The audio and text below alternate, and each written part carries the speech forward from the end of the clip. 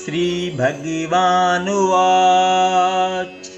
कालः अस्मि लोकस्य कृतप्रवृद्धः लोकान् समाहर्तुम् इह परिवृति रीते अपि तवाम न भविष्यन्ति सर्वे ये अव्यवस्थितः प्रति अनेकेषु योद्धः।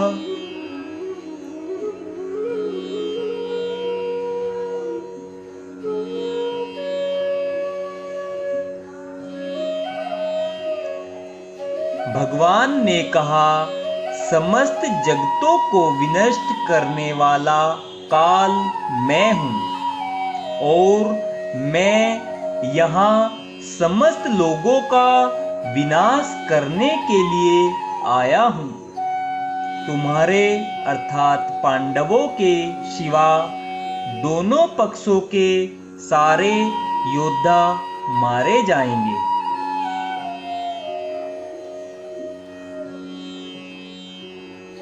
तात्पर्य जानेंगे।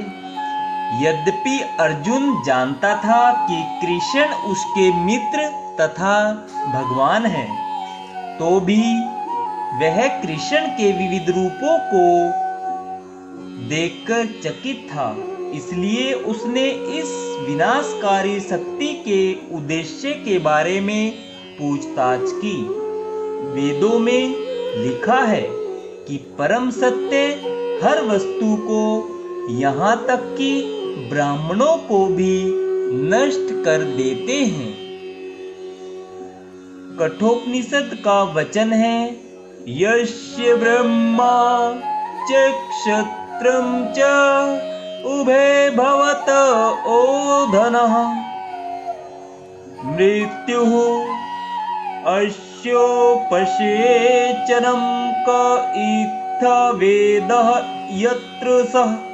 अर्थात अनंत सारे ब्राह्मण, क्षत्रिय तथा अन्य सभी परमेश्वर द्वारा काल कवलित होते हैं। परमेश्वर का यह रूप सबका भक्षण करने वाला है और यहाँ पर कृष्ण अपने को सर्वभक्षी काल के रूप में प्रस्तुत करते हैं। केवल कुछ पांडवों के अतिरिक्त युद्ध भूमि में आए सभी लोग उनके द्वारा भक्षित होंगे। अर्जुन लड़ने के पक्ष में न था, वह युद्ध न करना श्रेयस्कर समझता था, क्योंकि तब किसी प्रकार की निराशा न होती। किंतु भगवान का उत्तर है कि यदि वह नहीं लड़ता तो भी सारे लोग उनके ग्रास बनते, क्योंकि यही उनकी इच्छा है। यदि अर्जुन नहीं लड़ता तो वे सब अन्य विधि से मरते। मृत्यु रोकी नहीं जा सकती, चाहे वह लड़े या नहीं। वस्तुतः वे पहले से मृत हैं। काल विनाश है और परमेश्वर की इच्छा अनुसार सारे संसार को विनष्ट होना है। यह प्रकृति का नियम है।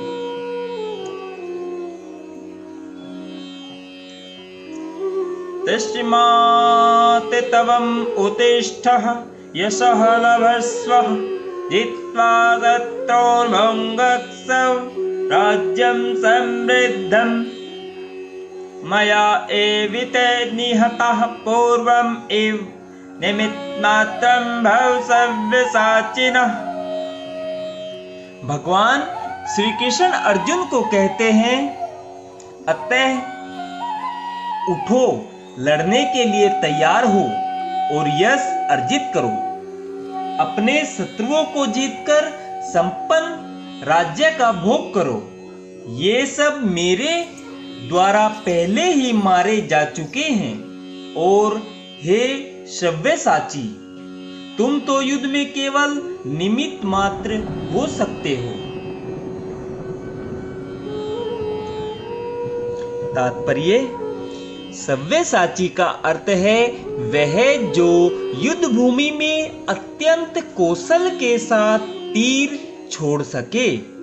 इस प्रकार अर्जुन को एक पटु योद्धा के रूप में संबोधित किया गया है, जो अपने शत्रुओं को तीर से मारकर मौत के घाट उतार सकता है। निमित्त मात्रम अर्थात केवल कारण मात्र, यह शब्द भी अत्यंत महत्वपूर्ण है। संसार भगवान की इच्छा अनुसार गतिमान है। अल्पज्ञ पुरुष सोचते हैं कि यह प्रकृति बिना किसी योजना के गतिशील है और सारी सृष्टि आकस्मिक है। ऐसे अनेक तथाकथित विज्ञानी हैं जो यह सुझाव रखते हैं कि संभवतः ऐसा था या ऐसा हो सकता है, किंतु इस प्रकार के शायद या हो सकता है का प्रश्न ही नहीं उठता। प्रकृति द्वारा विशेष योजना संचालित की जा रही है। यह योजना क्या है? यह विराट जगत बद्ध जीवों के लिए भगवान के धाम वापस जाने के लिए सुअवसर अर्थात सुयोग है। जब तक उनकी प्रवृत्ति प्रकृति के ऊपर प्रभुत्व स्थापित करने की रहती है, तब तक वे बद्ध रहते हैं। किंतु जो कोई भी परमेश्वर की इस योजना अर्थात इच्छा को समझ लेता है और कृष्ण भावनामृत का अनुशीलन करता है, वह परम बुद्धिमान है। दृश्य जगत की उत्पत्ति तथा उसका संहार ईश्वर की परम अध्यक्षता में होता है। इस प्रकार कुरुक्षेत्र का युद्ध ईश्वर की योजना के अनुसार लड़ा गया।